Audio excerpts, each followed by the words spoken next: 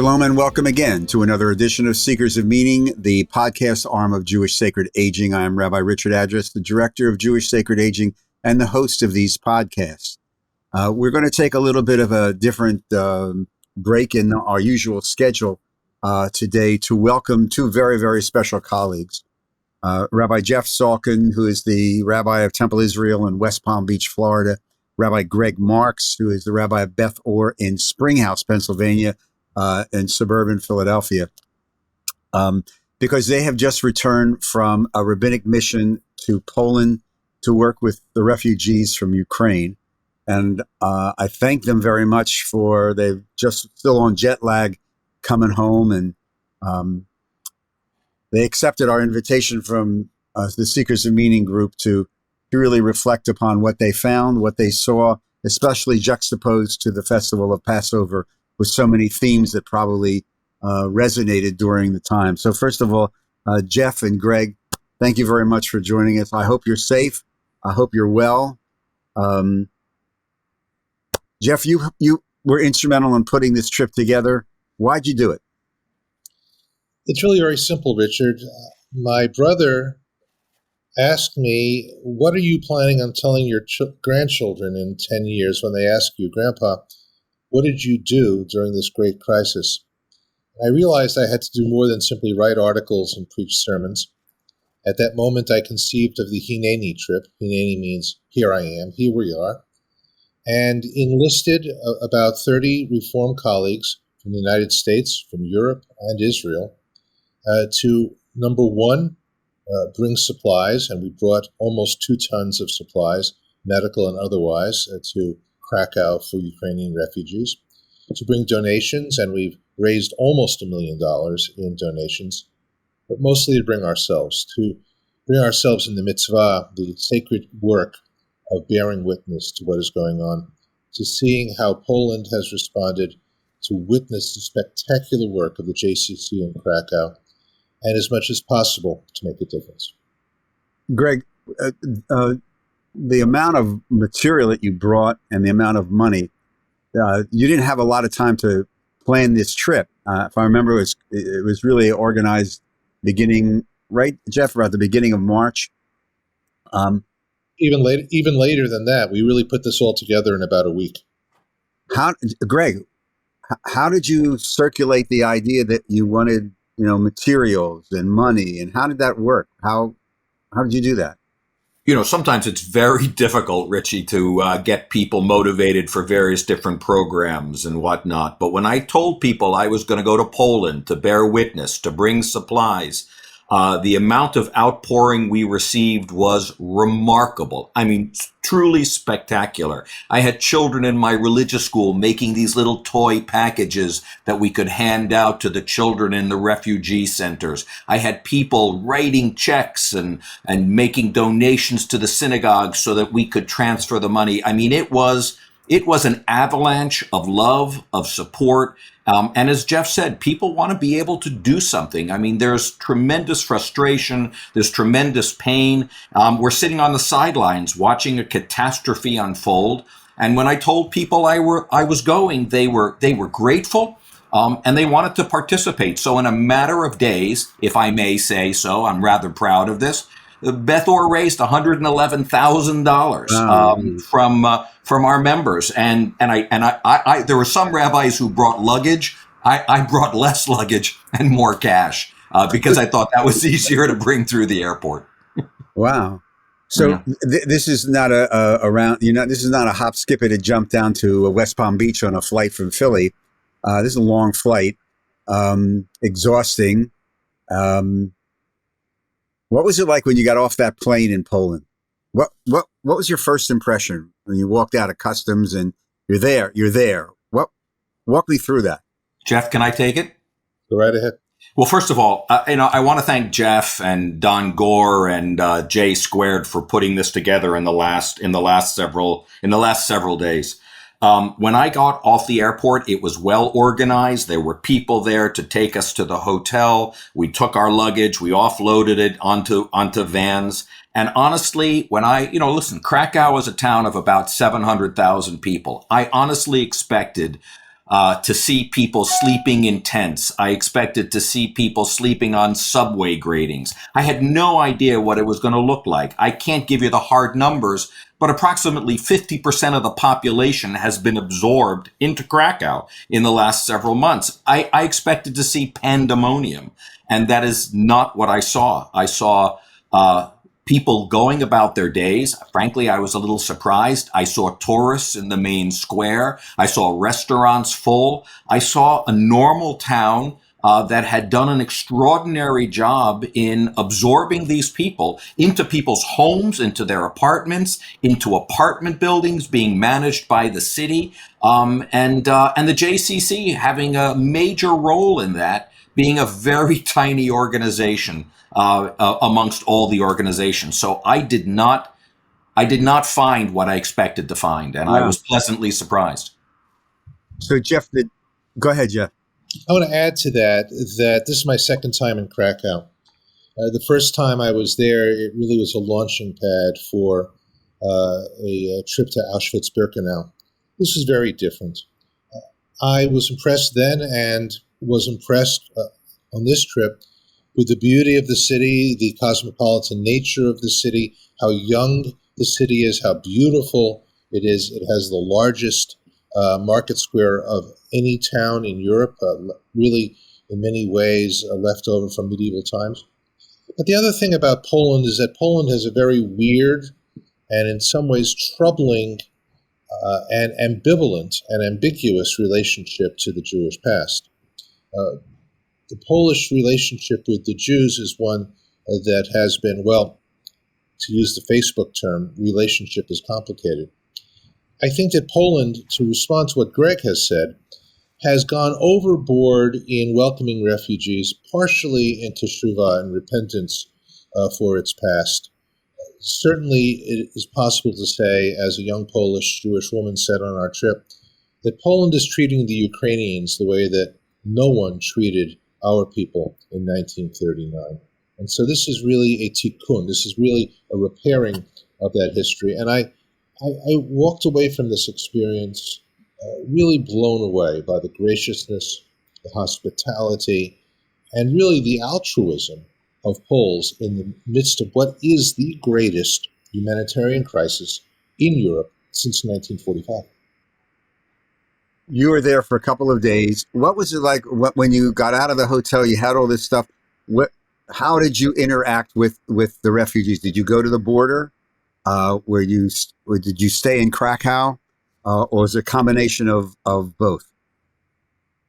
We went from Krakow to the border. We participated in the sacred act of sorting the supplies, which was, it was, I don't want to say mindless, but it was very important, I think, for all of our souls to have that hands-on experience. We went to Przemyśl, which is a town on the Poland-Ukraine border. There we experienced what it was like for refugees to come over the border. We interacted with relief workers, with the NGOs, a third of whom are Israelis, many of which are Jewish organizations, like, for example, Hadassah, and other faith traditions and ethnic traditions as well. And then in one of the highlights of the experience for us, we all took part in a Seder for refugees and NGOs in a hotel on the border, leading everyone in a rather raucous and beautiful experience of retelling our people's redemption from slavery with a prayer for liberation for all. Greg, did you have a chance to, in your dealing with, have any conversations of, more than peripheral with any of the refugees? I know there's a language issue, but did you have an opportunity to do that? Well, I did, and I met with a woman, and Jeff was in the room. It was not a personal interaction. Her name is escaping me at the moment, but some of the things she said really stayed with me, and Jeff has written about this. About the hatred that she feels for the Russian people. She said to our group that she is forbidding her 3-year-old child from speaking Russian. And someone in the group says, you don't hate all Russians, you hate Putin. And she said, "Oh no! I hate the Russians, and I want my daughter to hate the Russians because she said the raping and the killing and the butchery is not being done by Putin; it's being done by the Russians." And it really broke our hearts. There was a collective sigh in the room that this woman had such rage. And far be it from us to tell her, "Oh no, don't think like that." I mean, that is a natural reaction to when she commented. She says there are not enough suture kits. This is what she said. There were not enough suture kits for women following rape, because following the raping, the soldiers disfigured the women. She said, why do people do that? And so one of the things that really I walked away from was just the rage and what to do with that spiritually and emotionally.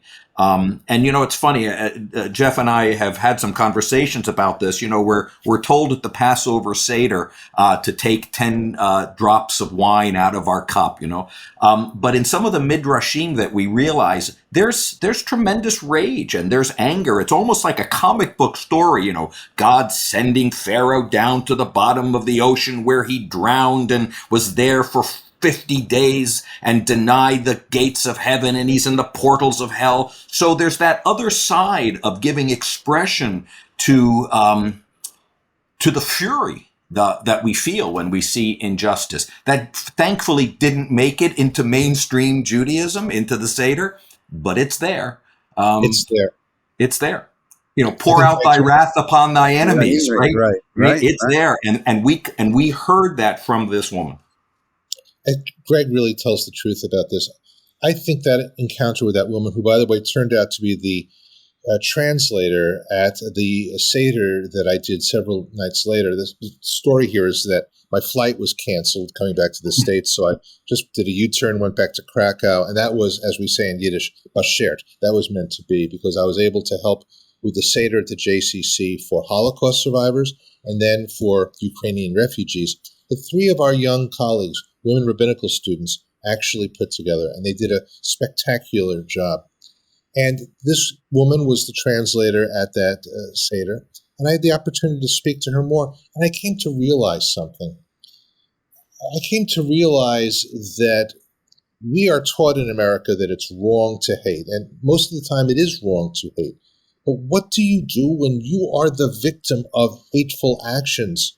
As I said in my article today on Religion News Service, you can't expect people to sing Kumbaya. And we experienced that rage from her.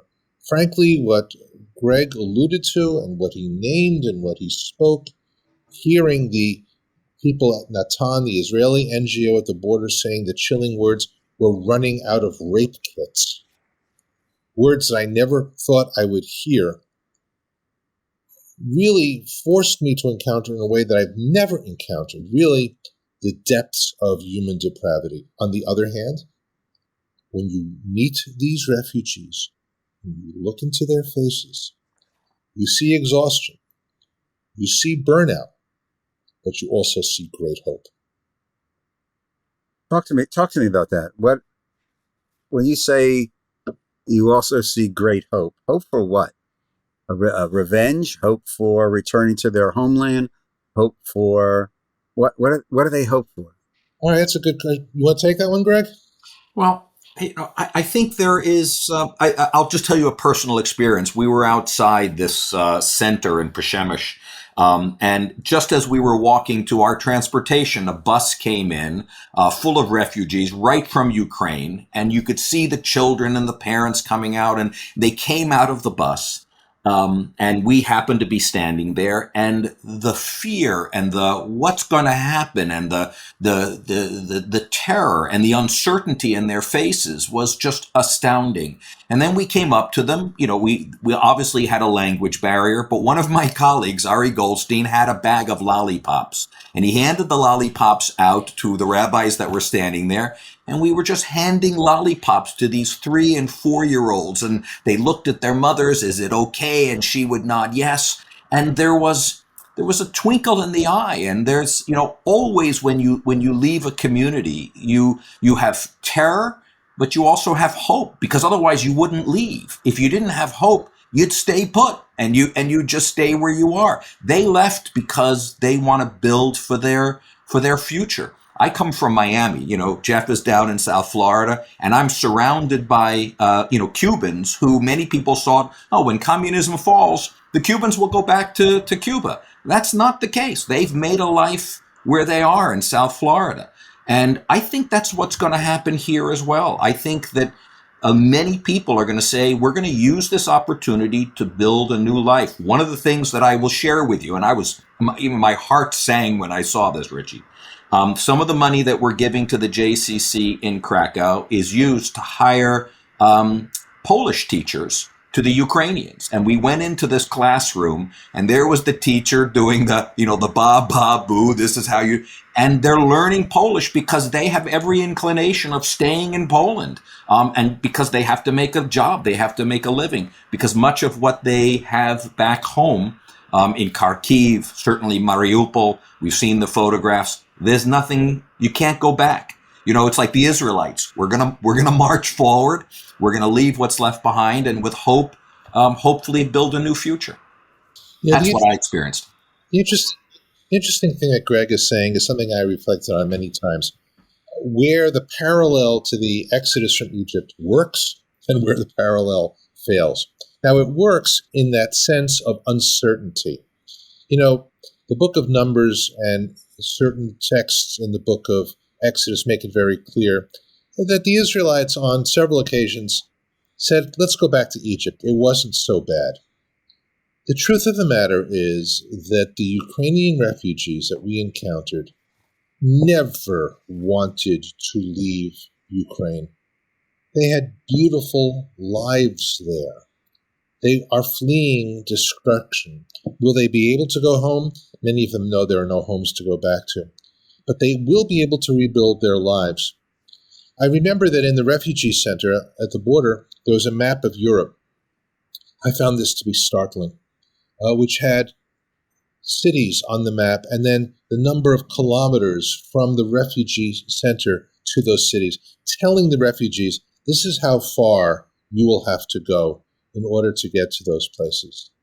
And I remember discussing with young mothers, where are they going to go? Are they going to go to Berlin? I hear Berlin is full. Will you go to Amsterdam? I hear that may be full. Maybe we'll go to Barcelona. So the piece of the Jewish residents here is that sense of wandering, that sense of the uncertainty of the journey. Where was God in this trip?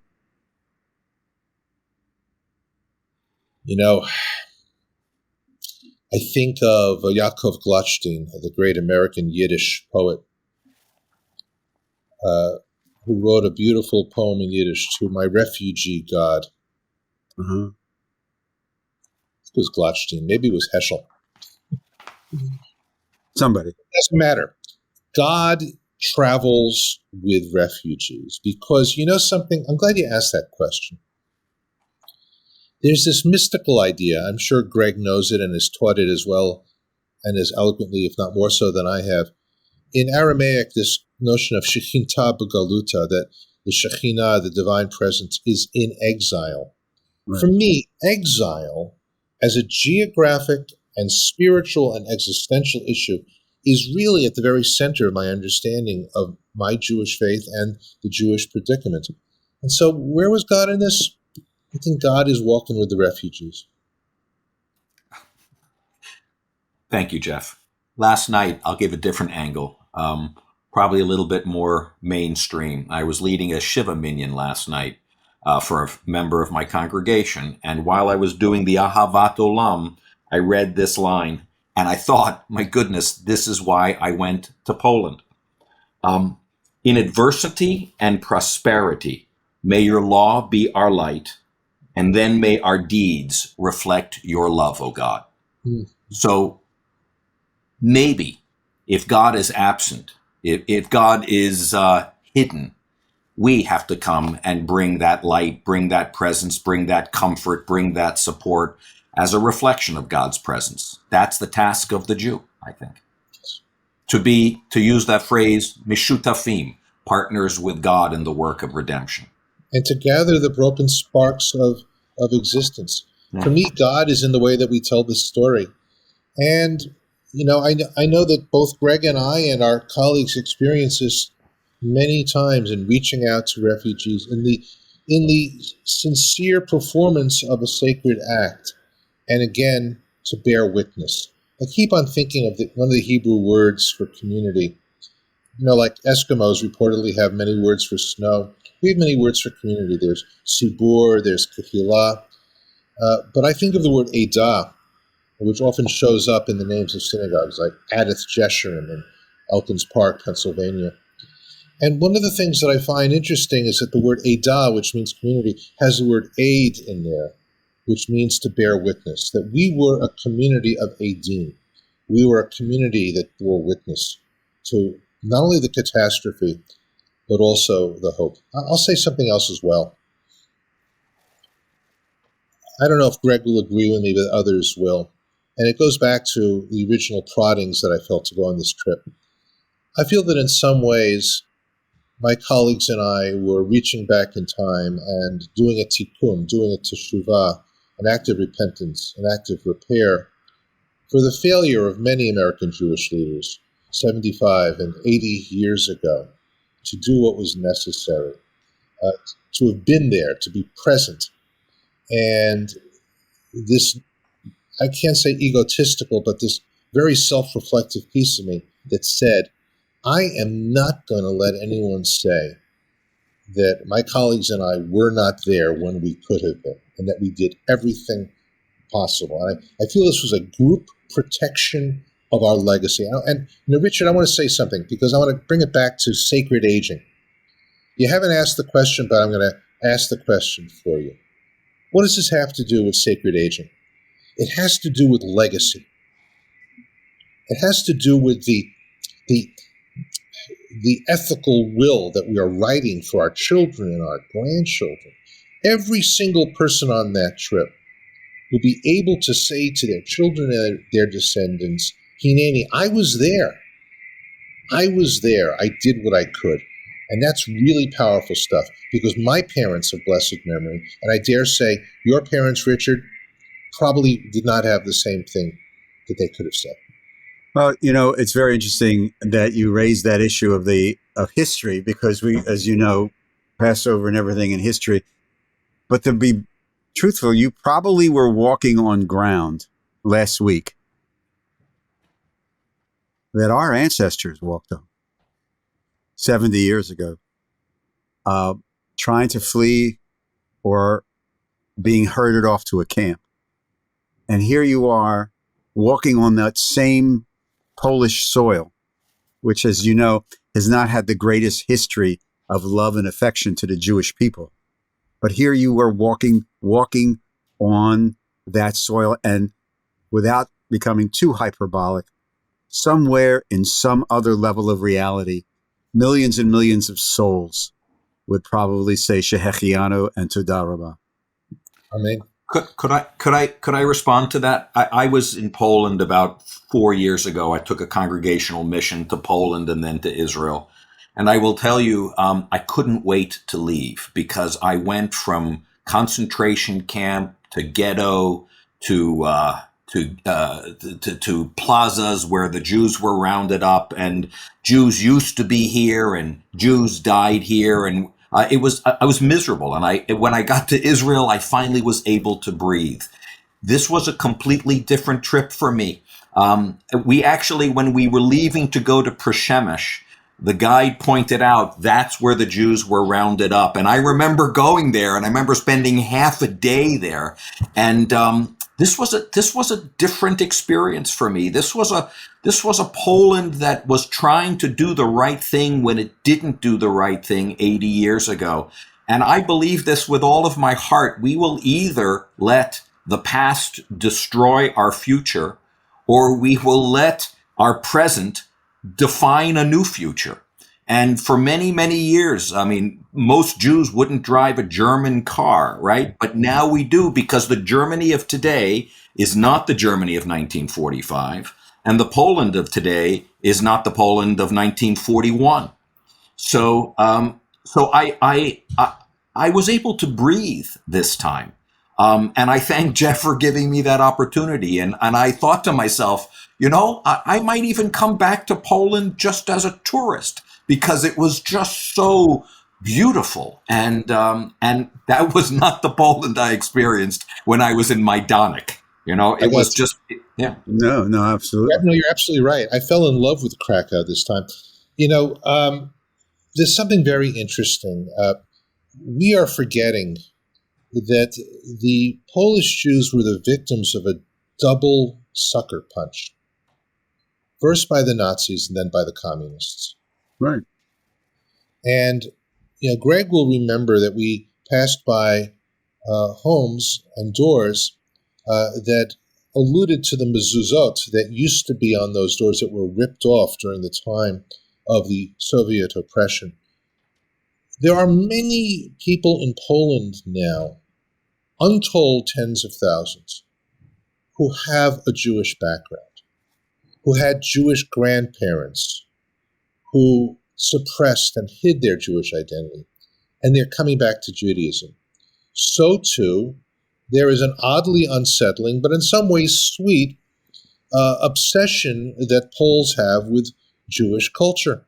One night that we were there, I think, Greg, I don't know if you were with us, we went out to dinner and the waitress heard us speaking Hebrew. And she said, "Are you speaking Hebrew?" And we said, "Yes." She said, "Oh, I take Hebrew in university." She's not Jewish, but she's curious. If you go to the Jewish Quarter in Krakow, which is only 2 or 4 square blocks at most, with historic synagogues, you'll see a Jewish bookstore owned and operated by non-Jews. You'll see an Israeli restaurant owned and operated by non-Jews. You will see a klezmer place owned and operated by non-Jews. In some ways, it feels cloying. In some ways, it feels like Williamsburg, Virginia, where you have people dressing up as colonists in the 1700s. This time, I chose to interpret it as being respectful and almost wistful. Before we run out of time, just have to ask you one last question. And again, thank you very, very much. Again, we're speaking with Rabbi Jeff Salkin, the Rabbi of Temple Israel in West Palm Beach, and Rabbi Greg Marx, the Rabbi of Beth Or in Springhouse, Pennsylvania. You've been back several days. You've unpacked your suitcases. What did you unpack from your soul from this trip? That I was there. That I could come back and make my synagogue proud. I did not just go, Richie, for myself. I went representing my shul. And I brought their resources and I brought their supplies. I brought their prayers. I was their shaliach tzibor. It wasn't for me. It was an honor for me to go. And it wasn't just when I was handing out that lollipop and when I was handing out those things. That was my shul trying to say, we're here. For me, it was the greatest honor. And that's the joy of being a pulpit rabbi, right? That I'm not just there for myself. I'm there for my people and allowed my people to give me that honor to represent them. Oh, thank you. I was there for my people as well. But I also think I was there for the past and I was there for the future. I am so well acquainted with how bloodstained this story is. But I was there in some ways to bear witness to the transformation of the Polish people themselves. We forget something. In the list of the top 3 nations that provided righteous of all nations, righteous Gentiles, that saved Jewish lives during the Shoah, number 1 was Poland. Number 2, the Netherlands. Number 3 was Ukraine. And so I talked myself out of this mantra that I had felt years before when I was in Poland. I'm wondering if that person's grandparents had hurt Jews. When I now looked at people on the street, I could say, I wonder if that person's grandparents had helped Jews. Saved them. Yeah. Hid them. Yeah. Jeff, Greg, Toda Rabah, Haslacha, and thank you for all you've done. And I appreciate your time very, very, very much. And I hope to see you soon. Just stay healthy. Stay healthy. You too. And a good rest of Pesach, Richie. And to you, Greg. Bye-bye. To all of you, thank you again for your being with us today on today's edition of the Seekers of Meaning podcast and TV show from Jewish Sacred Aging. Just a reminder, if you'd like to help us continue these podcasts, if you go to the website, jewishsacredaging.com, and go down to the donate button, you can make a tax-free donation to help our programs continue. Also a reminder that Seekers of Meaning is produced and broadcast at the Lubetkin Media Center here in Cherry Hill, New Jersey, and a shout out to our producer, Steve Lubetkin. Thank you again for joining us today. I really appreciate your time. Stay safe, stay healthy. This is Rabbi Richard Address, your host of the Seekers of Meaning programs. Take care until we see you again. Be well, be safe, be kind to each other. Shalom.